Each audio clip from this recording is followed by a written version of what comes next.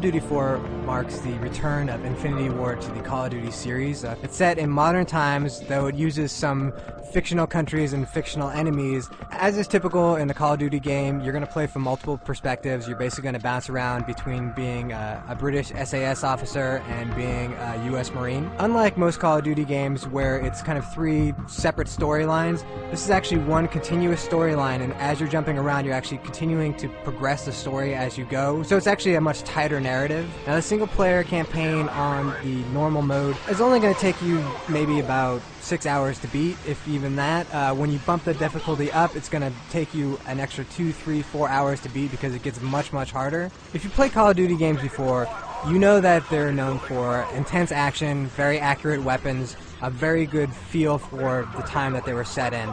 That's the same case now, even though it's in modern combat. All the weapons feel really accurate, and what's really important is that all of the squad AI has been upgraded. So there's no squad command that's not set up like Rainbow Six or, Brothers in Arms, where you have to tell your squad where to go. And you don't need it because the squad AI is so good that they fight as realistic as you can imagine. In fact, they save your lives a lot of times. There'll be grenades that'll be thrown at your feet, and you'll see your squad mate grab it, pick it up, and throw it back at the enemy. The enemy AI is also advanced from what it was in Call of Duty 2, which was the last Infinity Ward game. You'll see enemies taking flank positions a lot more often.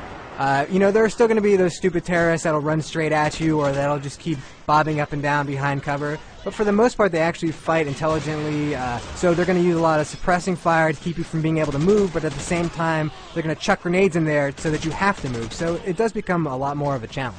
What's really good about the single player is that there's a great variety in the mission structure.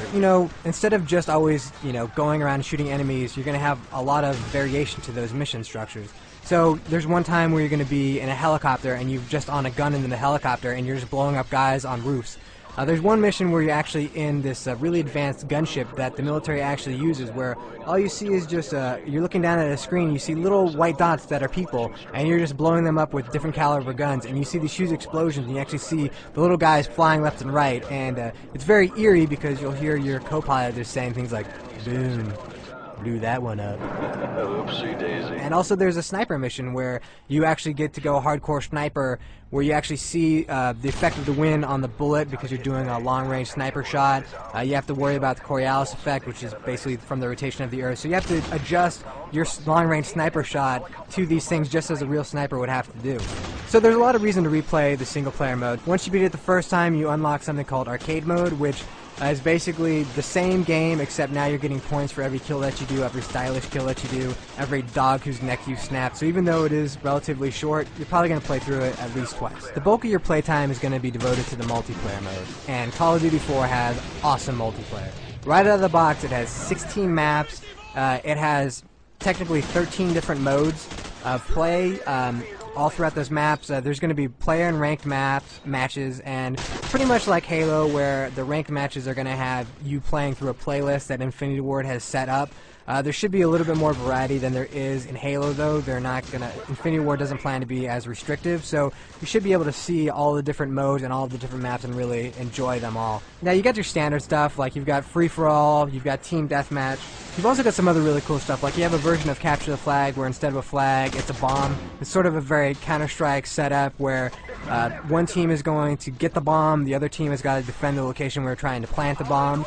But there's a different version of this mode called Sabotage, in which there's one bomb, but each team has a headquarters. So you're basically fighting over this one bomb, and you each have to destroy the other person's headquarters. And this back and forth can actually go on for 15 or 20 minutes as the bomb is constantly dropped and picked up. And then there are some variants to the modes. There's a hardcore version, which you can put on any of the modes and any of the maps.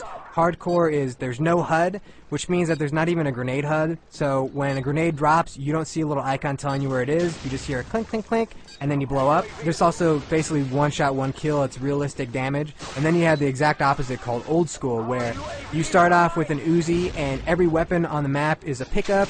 And there's also power-ups as well that you can grab too and stack on each other. And it's sort of a very old school PC version.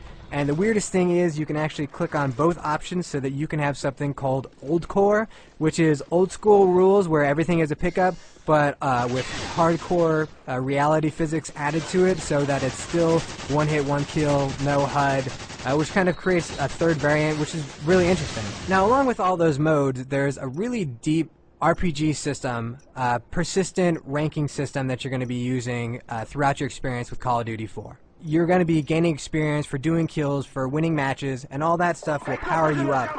And then you're going to choose the weapons that you like, and using those weapons more and more is going to power up those weapons and unlock new scopes specifically for those weapons and new challenges. And along with that, you're going to have what are called perks, which are basically skills or powers, and you can have 3 of those, and again, as you progress and gain more levels, you're going to unlock new perks that are available. The perks are really cool. There'll be things like, enhanced health so that you can live a little bit longer, but you can also get deep penetration, which is basically makes your bullets travel through walls a little bit faster. If some guy's hiding behind a wood wall, you can just shoot right through that wood and kill him. Now it's going to slow down the bullet just a little bit, but again, if you have deep penetration added, it's going to go through much faster and have a much more likely chance of killing. There'll be other things too, like you can add an RPG so that you can, blow people up, which everybody likes to do in multiplayer. So there's a lot of variety, and right now there's a level cap of level 60 in the multiplayer, but Infinity Ward plans on adding to that as they go along, as well as likely adding some new maps and maybe even some new modes. We're just going to see how things go. So for certain, anybody who's a fan of shooters, anybody who's a fan of military shooters, absolutely go out there and get Call of Duty 4. You will not be disappointed.